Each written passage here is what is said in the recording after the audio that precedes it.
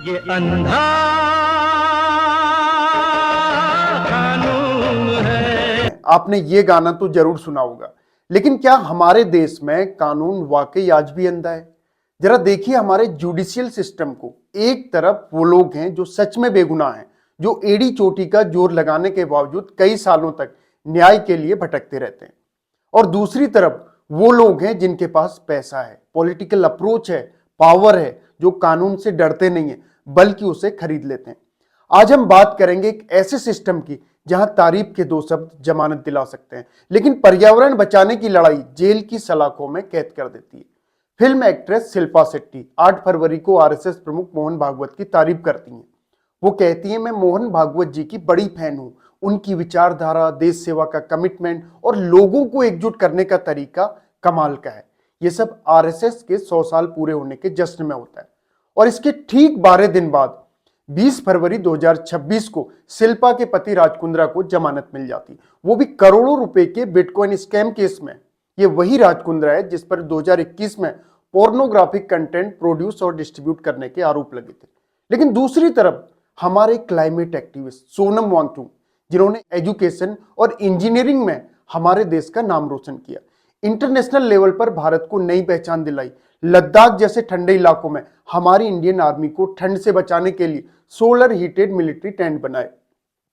इसके अलावा उनके आइस स्तूपा जैसे इनोवेटिव प्रोजेक्ट ने लद्दाख के किसानों को पानी की कमी से बचाया। लेकिन सितंबर 2025 में उन पर एनएसए लगाकर उन्हें अरेस्ट कर लिया गया। वो लद्दाख के लिए स्टेटहुड और 6 शेड्यूल की मांग पर प्रोटेस्ट कर रहे थे। उनको जोधपुर की जेल में पड़े पड़े महीनों हो गए। उनकी हेल्थ तक डाउन हो चुकी है। उनके वकील सुप्रीम कोर्ट गए बेल के लिए, लेकिन मोदी गवर्नमेंट ने उनकी बेल के खिलाफ आवाज उठाई। उनकी हेल्थ कंडीशन को भी बेल के लिए जरूरी नहीं माना। अब सोच सकते हैं आप, एक तरफ राम रहीम और आसाराम पैरोल पर कई बार बाहर आ चुके हैं, कई कई दिनों के लिए, और दूसरी तरफ हमारे क्लाइमेट एक्टिविस्ट तबीयत बिगड़ने के बावजूद बेल तक नहीं ले पा रहे हैं। अब ये सब हमारे सिस्टम का दोगलापन नहीं है तो और है क्या? 2014 में देश में नई सरकार बनी और सत्ता की कमान संभालते ही पीएम मोदी ने नए भारत का विजन रखा, एक साफ, विकसित और करप्शन फ्री भारत। इस विजन की शुरुआत हुई गंगा से। सरकार ने लॉन्च किया नमामि गंगे प्रोजेक्ट, एक मेगा मिशन जिसका बजट हजारों करोड़ का था। उद्देश्य था गंगा को निर्मल और अविरल बनाना। लेकिन हकीकत पता है आपको?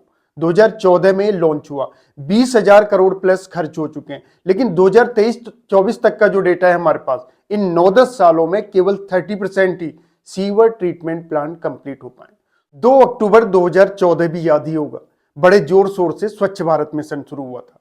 कैमरे चालू हुए, बड़े बड़े नेता, मंत्री, मुख्यमंत्री, सेलिब्रिटी सब झाड़ू लेकर सफाई करते नजर आए। कूड़ा उठाते हुए फोटो, झाड़ू चलाते हुए फोटो, फोटो पर फोटो। ठीक है, यह भी जरूरी था। जनता को एक मैसेज गया कि अब बदलाव शुरू हो चुका है। लेकिन आज 12 साल हो गए, कम नहीं होते हैं 12 साल।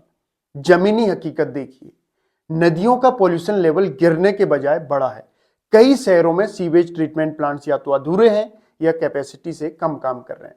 देश की राजधानी दिल्ली के हालात देखिए, इतने बुरे हैं कि सर्दी में वहां के डॉक्टर्स ने 15-20 दिन के लिए शहर छोड़ने की सलाह तक दे डाली थी। AQI 400-500 क्रॉस हो जाता है, डेंजरस लेवल।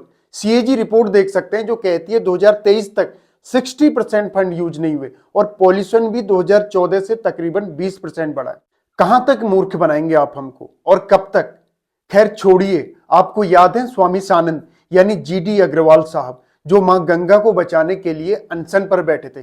कोई पर्सनल डिमांड नहीं थी उनकी, बस गंगा पर चल रहे प्रोजेक्ट्स की समीक्षा, जो नदी का नेचुरल फ्लो है उसकी सुरक्षा, और एक सख्त पॉल्यूशन कंट्रोल पॉलिसी। वो कोई 10-20 दिन नहीं बल्कि 111 दिनों तक अनशन पर रहे, और 2018 में उनकी मौत हो गई।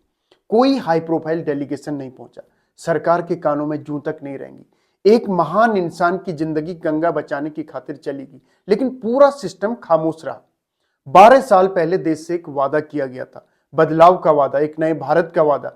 लेकिन उस वादे के साथ एक डर भी बोया गया था, एक ऐसा डर जिसे बार बार दोहराकर लोगों के जहन में बिठाया गया कि हिंदू धर्म खतरे में है।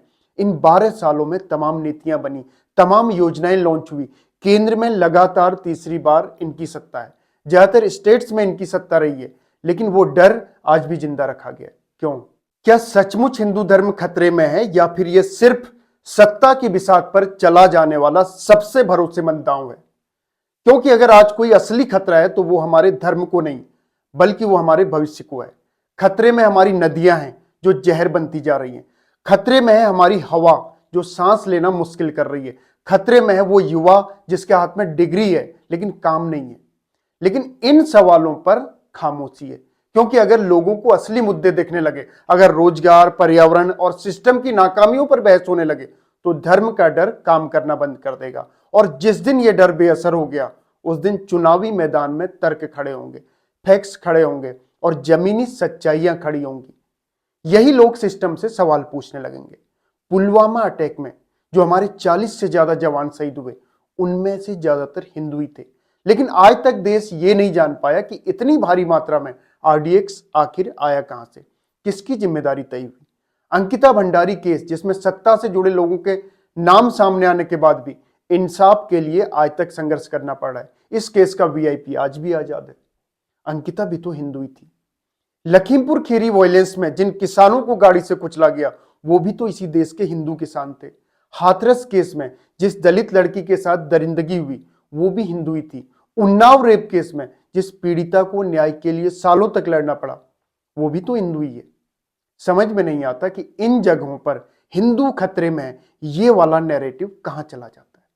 इसका मतलब पूर्व गवर्नर सत्यपाल मलिक साहब, जो बीजेपी में ही थे, कभी पुलवामा अटैक को लेकर उन्होंने मोदी सरकार पर जो संगीन आरोप लगाए थे, उन आरोपों में दम था। भाजपा नेता सुब्रमण्यम स्वामी, जो कई बार अपनी सरकार के दोगलेपन को एक्सपोज कर चुके हैं, उनकी बातों में भी दम है।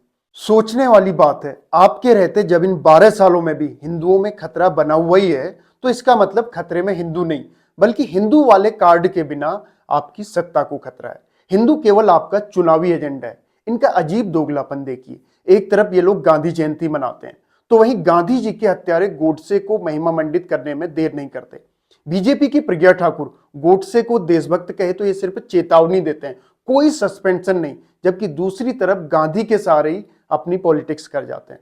राजनीतिक दोगलेपन की एक और हद देखिए। अभी हाल ही में इंडिया एआई इंपैक्ट समिट में यूथ कांग्रेस ने शर्टलेस प्रदर्शन किया। मोदी ट्रंप की तस्वीरों के साथ इंडिया यूएस जो ट्रेड डील थी, उसके खिलाफ स्लोगन लगाए और कई वर्कर्स इनके अरेस्ट कर लिए गए। देश के जिम्मेदार पद पर बैठे हमारे प्रधानमंत्री का बयान सुनिए। कांग्रेस पहले से ही नंगी है, क्या जरूरत थी कपड़े उतारने की। ये लोग शुरू से ही नंगापन दिखाते रहे। इस तरह के शब्द, वो भी हमारे प्रधानमंत्री के। लेकिन समझ में नहीं आता कि ये अपना पास्ट कैसे भूल जाते हैं। 2013 की बात है, हरियाणा में जब भाजपा विपक्ष में थी, अनिल विज जो अब हरियाणा में मंत्री हैं, उस टाइम उनके साथ बहुत से बीजेपी वर्कर्स ने कांग्रेस के खिलाफ ऐसा ही अर्धनग्न प्रदर्शन किया था। महंगाई के खिलाफ तस्वीरें वायरल हैं। और इन्हीं का एक नेता मनोहर लाल धाकड़ दिल्ली मुंबई हाईवे पर किस तरीके से एक महिला के साथ आपत्तिजनक हालत में था, उस हाईवे किंग को सभी जानते हैं। बीजेपी ने उसके लिए यह तक कह दिया था कि वो हमारा प्राइमरी मेंबर भी नहीं है। अब बताइए, क्या दोगलापन नहीं है? दूसरों पर नंगापन का आरोप और अपने लोगों के कांड पर साइलेंस या डिनायल, समझ से परे है ये हिपोक्रेसी। दोस्तों, सवाल किसी एक पार्टी का नहीं है, सवाल उस सोच का है जहां सत्ता में आने के बाद सिद्धांत बदल जाते हैं। अगर विपक्ष में रहते हुए कोई मुद्दा सही लगता है, तो सत्ता में आने के बाद वही मुद्दा गलत कैसे हो जाता है। लेकिन याद रखिए, लोकतंत्र में आखिरी ताकत किसी नेता, किसी पार्टी या किसी प्रवक्ता के पास नहीं होती। आखिरी ताकत जनता के पास होती है। अगर जनता सवाल पूछना बंद कर दे, तो इसी तरीके का दोगलापन बढ़ता है। अगर जनता जागरूक रहे, तो जवाबदेही तय होती है।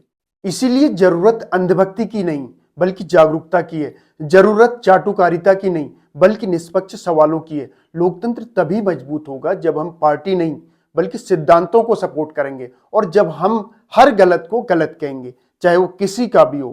क्योंकि देश इन पार्टियों से बढ़कर है और सच किसी भी विचारधारा से बड़ा ही होता है।